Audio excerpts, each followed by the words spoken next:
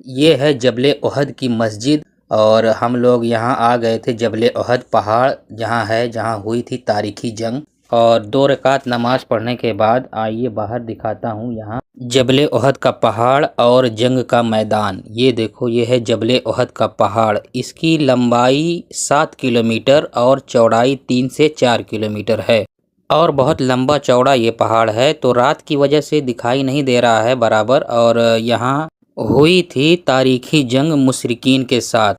اسلام کی پہلی جنگ غزوہ بدر جیتنے کے بعد یہ تھی دوسری جنگ جبل احد۔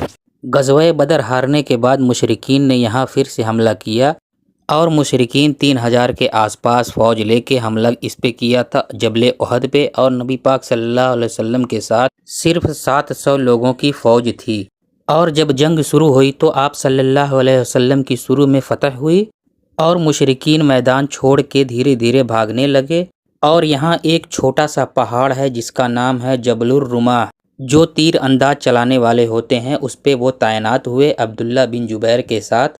50 تیر انداز اس پہ تعینات کیے گئے تھے، اور جو مشرکین کی فوج تھی، یہ بڑا والا پہاڑ جو ہے جبل احد، اس کے پیچھے سے یہ لوگ حملہ کرنے کے لیے آئے تھے۔ اور یہ دیکھو، یہ وہی چھوٹا سا پہاڑ ہے، چھوٹا سا نہیں بلکہ بہت بڑا تھا، ابھی تو یہ چھوٹا ہو گیا ہے، لوگ اس پہ چڑھتے بھی ہیں۔ اور یہی وہ پہاڑ ہے جس پہ عبداللہ بن جبیر کے ساتھ کم سے کم 50 تیر انداز تعینات کیے گئے تھے۔